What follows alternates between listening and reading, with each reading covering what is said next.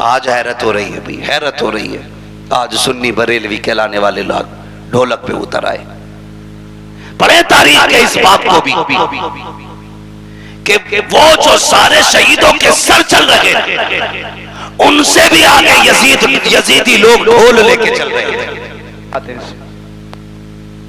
और वो आगे आगे ढोल बजा के कह रहे थे हुसैन को हमने शहीद कर दिया, कत्ल कर दिया माज़अल्लाह, फतह हमारी हुई है, इसलिए ढोल बजाए जा रहे थे। जानते हो जब एक चौक से एक बस्ती से काफिला गुजरने वाला था तो दूर से ढोल की आवाज आ रही थी। एक नाबीना खड़ा था, उसके साथ एक बच्चा था, वो नाबीना भीख मांग रहा था। जब ढोल की आवाज सुनी तो उसने अपने बच्चे से कहा लगता है बारात कोई बड़ी है। जब बारात बड़ी है तो फिर दूल्हा भी बड़ा होगा। कापा कहना क्या चाह रहे हो? कहा बेटे देख जरा बारात कैसे लोगों की। तो सबसे आगे जब ढोलों को आते देखा, सर पर्क के कपड़े, बेहतरीन खूबसूरत लिबासों में, नए नए कपड़ों में ढोल वाले देखे। बच्चे ने कहा लगता है बारात बड़ी शान वाली है। बच्चा कहता है बाप ने कहा बेटे सुन, जब वो दूल्हा करीब आ जाए तो मेरे कोनी मार देना, ताकि जब वो दूल्हा आएगा तभी मैं भीख मांगूंगा। अल्लाह अकबर। बच्चे ने पहले ढोल वालों को देखा, उसे तो दूल्हा का इंतजार था, लेकिन हैरत में पड़ जाता है जब नेज़े पे कटे सर को देखता है, और हैरत में पड़ गया जब जयमाल के बच्चे को नेज़े पे रखा देखा के सर को।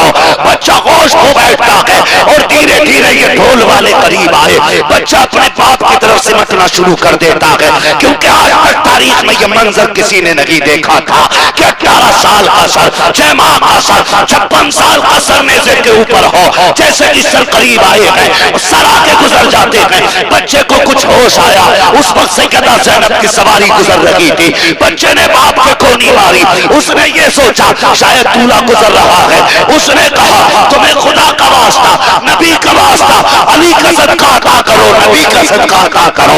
जैसी तरह कहा है, आज बड़े जमाने के बाद सैयदा ज़ैनब ने अली का नाम सुना था, नबी का नाम सुना था। कहती फिजा का जी बेटी का जल्दी कीजिए, इससे कहिए एक बार और अली का नाम ले, एक बार और नबी का नाम ले। आपने कहा फिर से कह जो तूने कहा है। उसने फिर से कहा एक बार और कह जो तूने कहा है। उसने फिर से कहा। उसके बाद कहती मैं पता क्या चाहिए। उसने कहा फकीर है, मोहताज है, भीख दे दीजिए। हम तो दरबार, हम तो भीख लेने खड़े हैं। आपने बच्चे की तरफ देखा, फरमाया जल्दी आ, तुझे पैसा चाहिए? कहा हाँ। कहा सुन वो जो सबसे पीछे सवारी आ रही है, जा उसके पैरों के निशान की जगह की मिट्टी हटा ले, तेरी जरूरत पूरी हो जाएगी। बच्चे ने बूढ़े का हाथ पकड़ा, उधर दौड़ लगा दी जिधर की खबर सैयदा ज़ैनब ने दी है। जब जाकर के मिट्टी हटाई है, सोना निकल आया है। बच्चे से बाप कहता है बेटे क्या हो गया है? कहा ये काफिले वाले कौन है? कहा क्या हुआ? कहा ये जो लोग जा रहे हैं, इन्होंने कहा था कि मिट्टी हटा ले, वहां तेरी जरूरत पूरी हो जाएगी। अब्बा मैंने मिट्टी हटाई है तो सोना निकल आया है। बाप ने कहा सोना फेंक दे, जल्दी दौड़ के चल। कहा जिसने सोने का पता बताया है। कहा किस लिए? कहा तू नहीं जानता है ये जो गुजर के जा रही है, या तो नबी की बेटी गई है या अली की बेटी गुजर के।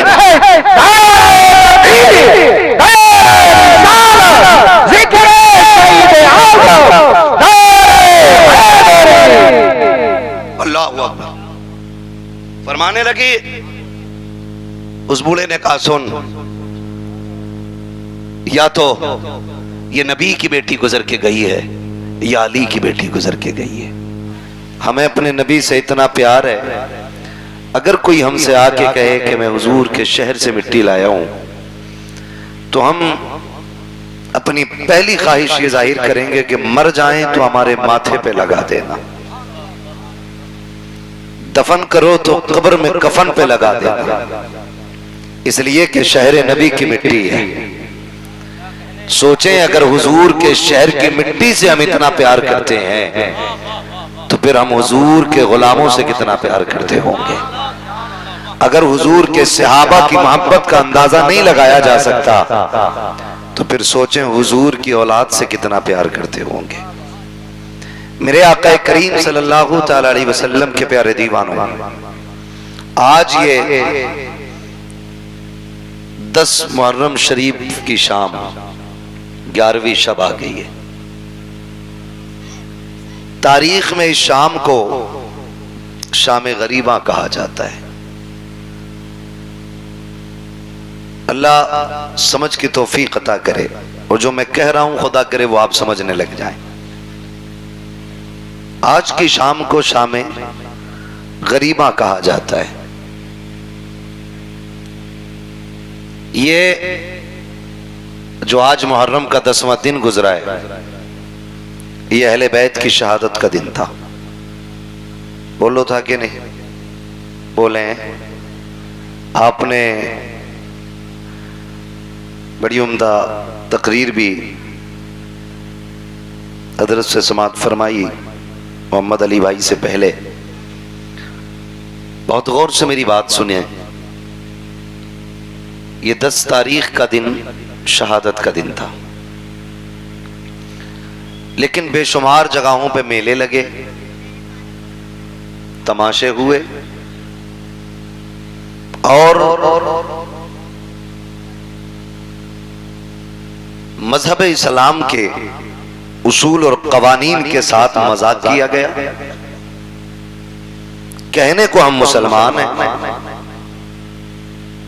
10 तारीख के दिन कितनी बेटियां हमारे घरों से बिना दुपट्टे के निकली, कितनी बहन बेटियां बाजारों की रौनक बनी। किसी को इसका एहसास नहीं। हमने 10 तारीख को भी मेले का दिन बना दिया। बाज़ाब्ता लोग कहते हैं ये हमारे त्योहार का दिन है। ओ भाई, 10 तारीख को मुस्तफा के शहजादों ने कुर्बानियां पेश की हैं। होना तो ये चाहिए था। आज के दिन हर घर से हर दर से कुरान की तिलावत की आवाज आनी चाहिए थी। अगर मैं भी हाथ उठवा लूं ना कि कितने लोगों ने आज कुरान पढ़ा है, तो मेरे ख्याल से 50% हम में ऐसे लोग होंगे जिन्होंने कुरान नहीं पढ़ा होगा। मुझे बिला वजह की डींग मारनी नहीं आती। 50% ऐसे लोग होंगे जिन्होंने आज कुरान देखा भी नहीं।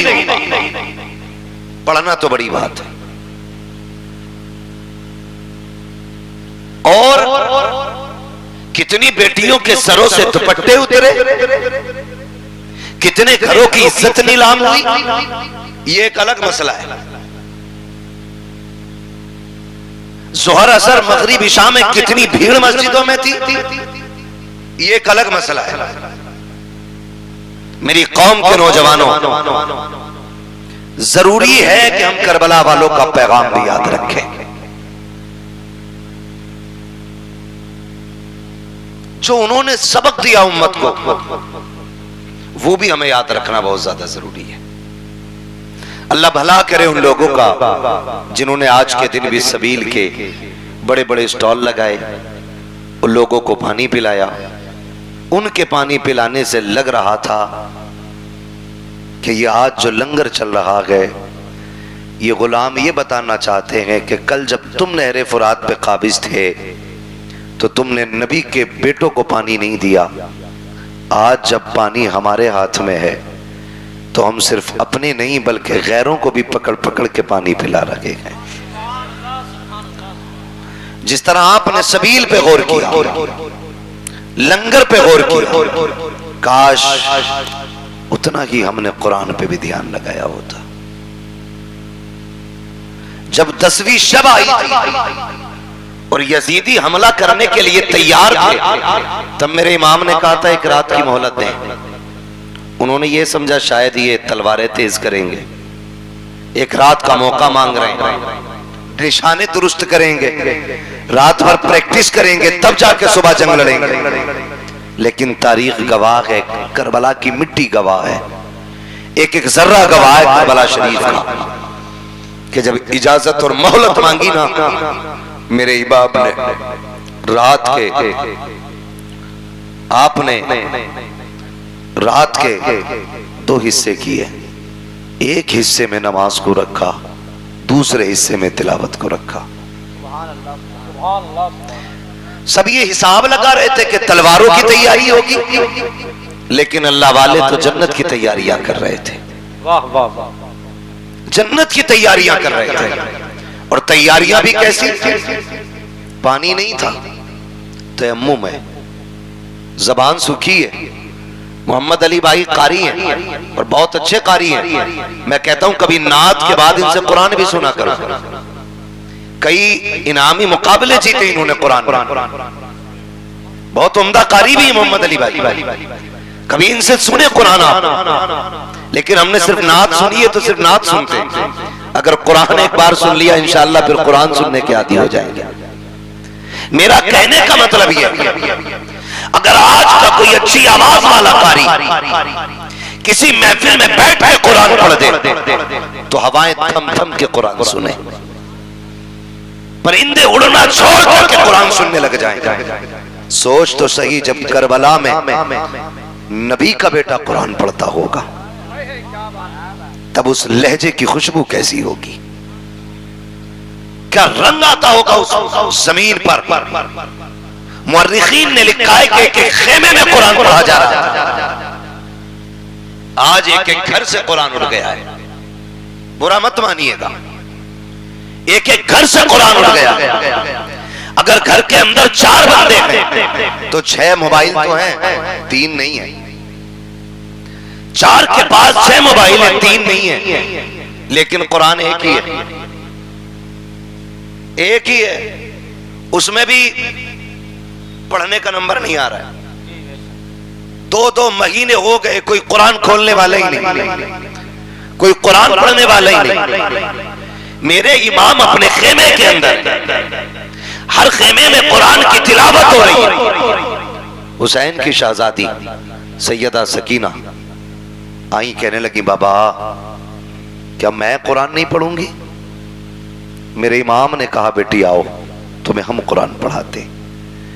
मैं उस बच्ची की बात कर रहा हूं जिसकी उम्र में भी इख्तिलाफ है। बाज ने 4.25 साल लिखा है, बाज ने 7 साल उम्र लिखी है। अगर 7 साल भी मान दो तो ये वो छोटी बच्ची थी जो काफिले में सबसे छोटी थी, लेकिन इसको भी शौक हुआ कुरान पढ़ने का। इसको भी शौक हुआ कुरान पढ़ने का। उन्होंने कुरान की पाबंदी की, फजर तक कुरान पढ़ा, फजर की नमाज अदा हुई। फजर की नमाज के बाद फिर जब अमर इब्ने साद की जानिब से जंग का आगाज हुआ, यके बाद दीगरे जाने जाती रही। जब जानों की कुर्बानियां होती रही, याद रखिएगा हुसैन के साथ में मुस्तफा के 9 सहाबा भी आए थे। कितने सहाबा बोले? कितने? 9 सहाबा। कितने? जोर से कितने? 9 सहाबा भी मुस्तफा के थे, लेकिन उनकी मोहब्बतों को सहाबा इकराम ने उस वक्त खानदाने नबुव्वत के किसी फर्द को जाने नहीं दिया जब तक अपनी जानों की कुर्बानियां पेश नहीं करती। जब जानिसार जाने लुटा चुके फिर अहले बैते थार की बारी आई। फिर अहले बैते थार की बारी आई। उनमें भी आप देखें कई बार आएंगी जमातें, टीमें आएंगी, कहने लगी हजरत अली को उनसे इख्तिलाफ, हजरत उमर को उनसे इख्तिलाफ, अबू बकर सिद्दीक को वो नहीं मानते, उमर को वो नहीं मानते। आप खुद फैसला करें। मेरे इल्म के मुताबिक मैदान करबला में हजरत अली के 6 बेटे मौजूद थे। कितने? 6। जोर से कितने? और बोले कितने? 6 बेटे हजरत अली के मौजूद थे। जो बताना चाहता हूं वो ये बात है कि उनमें एक बेटे का नाम अबू बकर इब्ने अली है, दूसरे बेटे का नाम उमर इब्ने अली है, तीसरे बेटे का नाम उस्मान इब्ने अली है। अब मुझे एक बात बताओ, अगर मुझे आपसे नफरत है तो मैं आपके बेटे के नाम पे अपने बेटे का नाम रखूंगा? आप रखोगे? नफरत अगर होती है तो नाम नहीं रखे जाते। ये नफरत की तो वजह है जो किसी का नाम यजीद है। तुम्हारे गांव में कोई यजीद? बोले है? सुना कहीं? नहीं है ना? क्यों? क्योंकि नफरत ही इतनी है लोगों को यजीद से। कोई अपने कुत्ते का नाम भी यजीद रखना नहीं चाहता। और हर घर में झांक के देखो, हर घर में एक हुसैन जरूर मिलेगा। वाह वाह वाह वाह वाह। हर घर के अंदर एक हुसैन मिलेगा, एक एक घर में कई कई हुसैन मिलेंगे। वजह क्या? वजह यह है कि उनकी मोहब्बत का चिराग दिल में जल रहा है। सुभान अल्लाह, दिल में जल रहा है। इनके दरमियान मोहब्बत थी, तभी तो नाम रखे गए, तभी तो नाम रखे गए। और मैं तो चैलेंज करता हूँ राशियों की उन नाजायज औलादों को कि जो कहते हैं आपस में मुख्तलिफ थे, अलग थे। तारीख का ये बाब उठा करके देखो, जब अली के निकाह की बारी आई है तो रिश्ते का मशवरा देने वाला उमर है, और जिसने निकाह में जहेज दिया है उस जात को सिद्दीक़ अकबर कहा जाता है। जिसने निकाह का खर्चा उठाया उस जात को उस्मान गनी कहा जाता है। नारे रिसालत, अज़मत अहले बैत, अज़मत सहाबा। वाह वाह वाह वाह, क्या बात। इनमें तो इतना प्यार था, इनमें इतना प्यार है। और ये जिसकी ना असल का पता ना नस्ल का पता, ये झगड़े बता रहा। शर्म आनी चाहिए, गैरत आनी चाहिए। मैं इसीलिए कहता हूं शुक्र है मेरे रब का, शुक्र है मेरे रब का कि रब ने हमें बरेलवी बनाया है। बोले सुभान अल्लाह। सारे बरेलवियों से मेरी गुजारिश है, शुक्र है रब का कि रब ने हमें बरेलवी बनाया। और मैंने पहले ही कही कि बरेलवियों का दामन न अहले बैत की तौहीन से दागदार है, न हुजूर के सहाबा की तौहीन से दागदार है।